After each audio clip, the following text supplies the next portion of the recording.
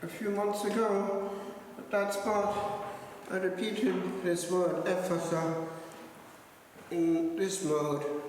The senses of little Peter Christopher, the last on the conveyor belt here, to be baptized and bathed in divine grace. Praise God for the little ones. Don't be afraid of the noise of the little ones in church. It's the hope of the church itself.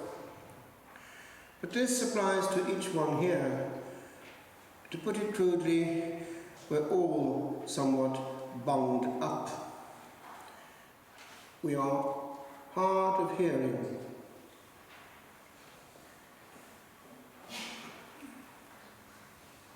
I've introduced my friend. His name is Italian, Agliuccio. It means little bristled one. And he keeps me company at night. Because he takes in a lot in the day, on those occasional days when the sun appears, he gives it off at night. Otherwise, he's like that. But he reminds me, when he gazes on me in the hours of night, that the angels are never sleeping, and that we must also be wide awake in our mode of being upon earth. And he reminds me also of something that I've never forgotten, which our wise prior told us in a sermon one day.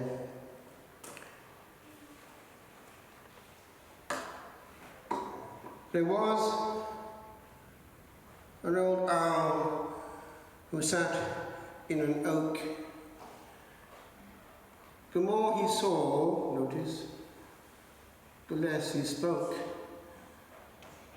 The less he spoke, notice, the more he heard. A few days ago, I happened to be in a conversation on a phone with a nun, and I was listening attentively to that nun's words, to the extent that at a certain point she got concerned that I might not be there anymore. Are you still there? You're very quiet. And I just replied, well, actually, we are taught in confession not to interrupt.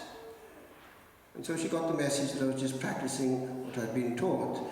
And one lets the person flow. Alas, it's not always the case in the conversations on this planet. And we may be part of the problem. Two monologues that do not actually interchange. I've told you it before, but I'll tell you again because it's always relevant. In the monastery where I was for years in France, now closed alas, we had a problem. It was the three major superiors were deaf, and I mean physically deaf. And so after a while, the tendency was not to listen anymore, because that's what a deaf person does. It's the only way he can handle it. They talk.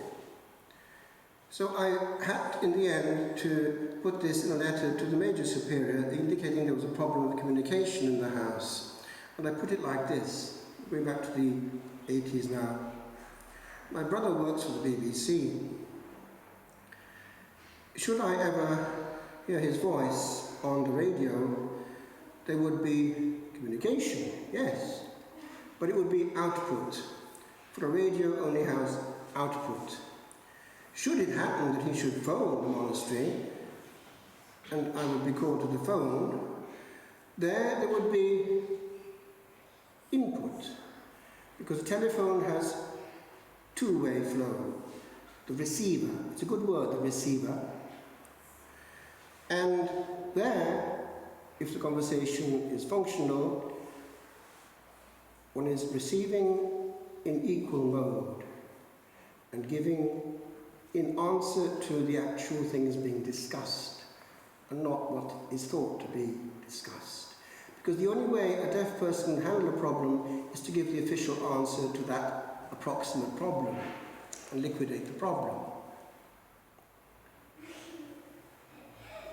My friends, a lot of that actually applies to life in general. Observe.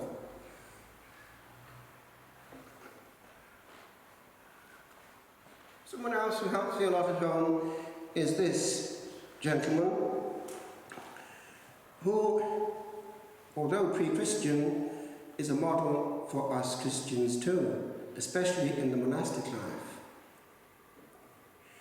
It's one of the two who will be thought about this week in 2 days' time, the 6th of August, when the Lord was in ecstatic mode and seemed to be so.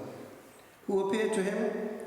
Moses, the law, and Elijah, representing the prophets, both of whom had a mysterious departure into the beyond. Actually, in a monastery in France, where we had maintained the whole of the Gregorian repertoire for the night office, very long therefore, when it came to the cycle of readings of Elijah and Elisha, at a certain point every year, the grand chanter, who had a magnificent voice, who is now dead, would hit the rafters. The melody would accompany the chant as he went up in his chariot of fire, and the cry would come from Elijah looking at him, "Pater me, pater me!" Wow! It would send something down your spine. This was what appeared on Mount Tabor.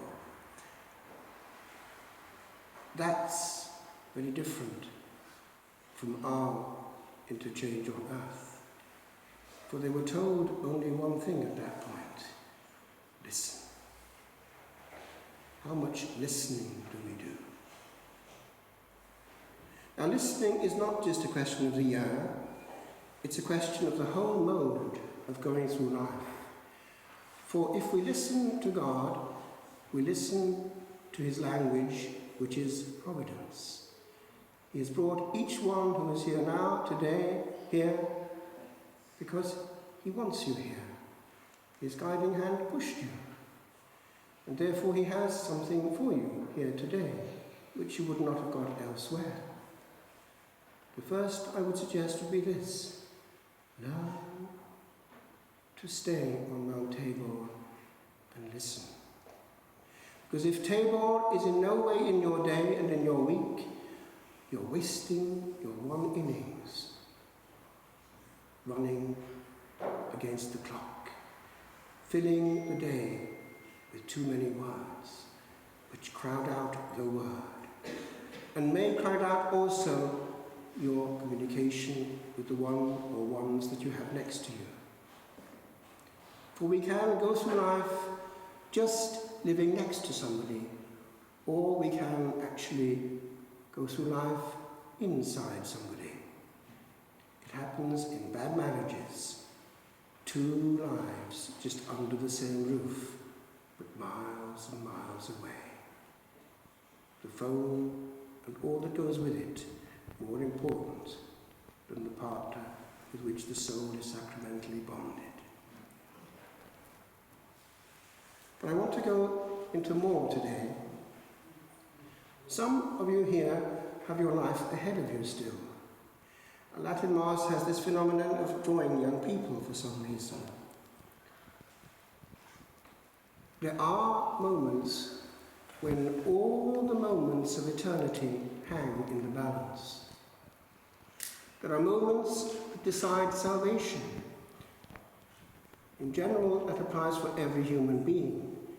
If you go to Monaster Boys, you can look at length in the soul in the scales, nude, with the devil on one side, an angel on the other, and the poor soul a little bit nervous before eternity, in case it dips the wrong way. But that point, which waits us all, we have prepared before us right now. For the decisions that we make in time sway the balance, and some moments save eternity or lose it.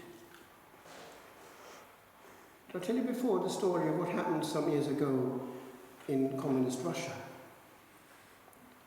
It was the case of an Eastern Orthodox priest who was caught. He and his presbytera, because the non-monastic priests are married before they're ordained, otherwise they're not given a church.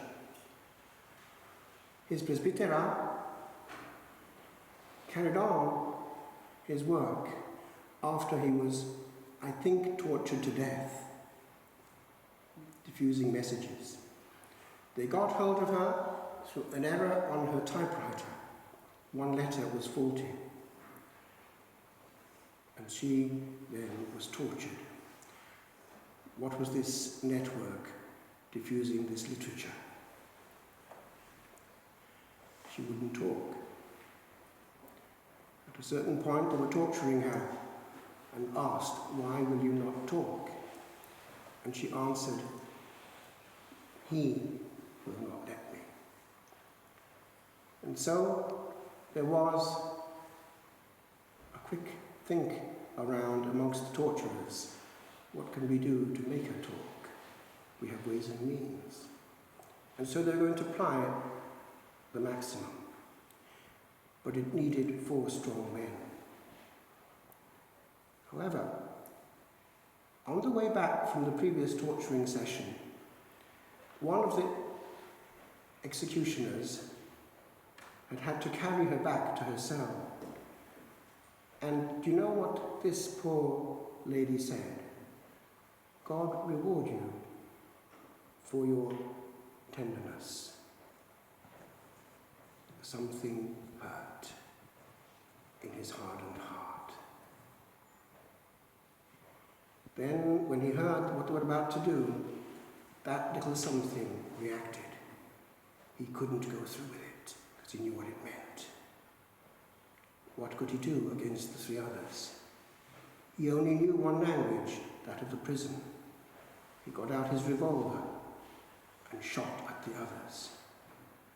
Immediately there was a crossfire, and in it she was hit.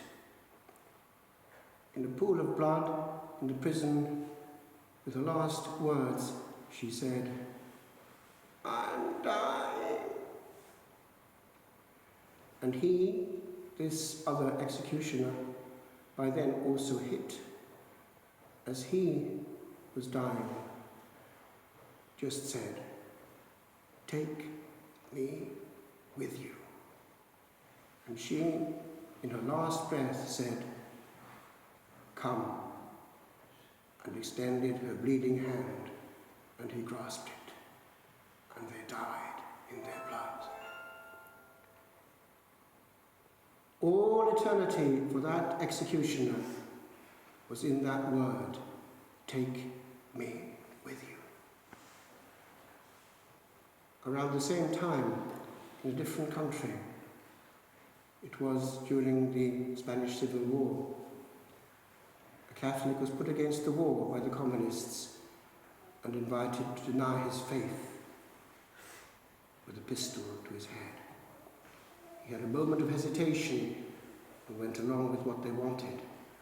And they, with satanic glee, said, "Now we know you're going straight to hell, so we'll shoot you all the same."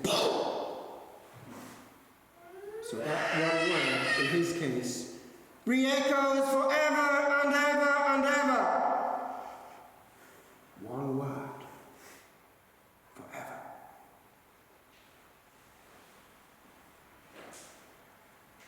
I conclude, my friends, words are not just a flatus vocis, a breath of air.